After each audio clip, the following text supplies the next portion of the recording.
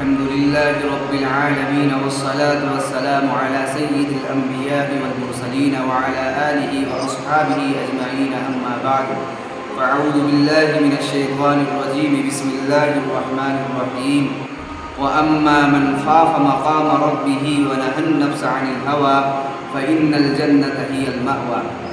محترم بزرگوں، دوستوں اور عزیز ساتھیوں، ہر انسان کے دل کی دو حالتیں ہوتی ہیں۔ مومن کے دل میں دو مختلف کیفیتیں ہوتی ہیں، کبھی اس پر امید غالب ہوتی ہے اور کبھی اس پر خوف غالب ہوتا ہے۔ امید کا مطلب یہ ہے کہ اللہ رب العزت کی رحمت سے یہ توقع ہوتی ہے کہ وہ ہمارے خطاؤں کو معاف فرمائے گا اور ہمارا انجام بہتر ہوگا، اور خوف کا مطلب ہوتا ہے کہ اللہ رب العزت کی جلالت شان کی وجہ سے اس کی عظمت دل میں ایسی بیٹھ جائے کہ انسان گناہوں سے دور ہو جائے، انسان گناہوں سے بچ جائے۔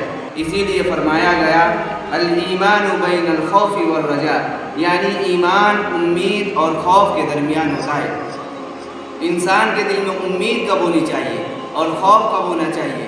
تو امام غزالی رحمۃ اللہ علیہ فرماتے ہیں کہ جوانی کی عمر میں اللہ کا خوف غالب رہنا چاہیے تاکہ نفس کا زور ٹوٹے اور یہ شخص گناہوں سے بچ جائے گا، اور بڑھاپے کے اندر امید غالب ہونی چاہیے تاکہ آدمی اللہ رب العزت کی رحمت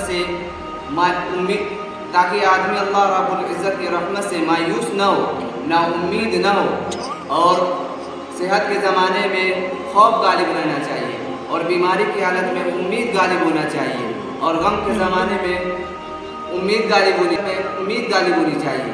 تو ہم سب کو چاہیے، خاص طور پر نوجوانوں کو چاہیے کہ اللہ رب العزت سے اس کا خوف مانگے۔ یہ اللہ کی وہ نعمت ہے جس کو حاصل ہونے کے بعد انسان نیکی کا کام کرتا ہے، انسان گناہوں سے دور ہو جاتا ہے، انسان گناہوں سے بچ جاتا ہے۔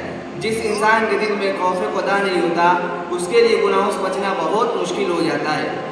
مومن بندہ گناہوں کو یوں سمجھتا ہے جیسے کوئی پہاڑ سر کے اوپر ہو اور وہ ابھی سر کے اوپر گر جائے گا، اور فاسق و فاجر گناہ گار بندہ یوں سمجھتا ہے گناہوں کو جیسے کوئی مکھی بیٹھی ہوئی تھی اور ابھی اڑ گئی۔ ہمارے معاشرے میں، ہمارے سماج میں گناہوں کو بہت ہلکا سمجھا جانے لگا۔ جھوٹ بولنا، غیبت کرنا، چغلخوری کرنا، بدکاری کرنا بالکل عام ہو گیا ہے۔ حلال اور حرام کے درمیان کوئی فرق نظر نہیں آتا۔ مسجد میں نماز پڑھتے ہیں، باہر جا کر حرام کام بھی کرتے ہیں۔ اس کی بنیادی وجہ یہ ہے کہ دل خوف خدا سے خالی ہو گیا ہے۔ دل کے اندر اللہ تبارک و تعالیٰ کی عظمت موجود نہیں ہے، دل کے اندر اللہ کی عظمت موجود نہیں ہے۔ زبان پہ تو اللہ کی عظمت موجود ہے، زبان سے تو اللہ کی بڑائی بیان ہو رہی ہے، لیکن دل کے اندر اللہ کی عظمت موجود نہیں ہے۔ حافظ ابن قیم رحمۃ اللہ علیہ فرماتے ہیں کہ اے دوست، تو یہ نہ دیکھ گناہ چھوٹا ہے یا بڑا، بلکہ اس ذات کی عظمت کو دیکھ جس کے حکموں کی تو نافرمانی کر رہا ہے۔ انسان کو دنیا کا پولیس اور دنیا کا کوئی قانون گناہوں سے نہیں روک سکتا، مگر خوف خدا وہ نعمت ہے کہ انسان تنہائی میں گناہوں سے بچ جاتا ہے۔ آپ سوچئے تھوڑی دیر کے لیے، جس انسان کے لیے پھانسی کا فیصلہ صادر ہو گیا ہو، وہ تنہائی میں کال کوٹری میں کسی گناہ کے بارے میں سوچے گا؟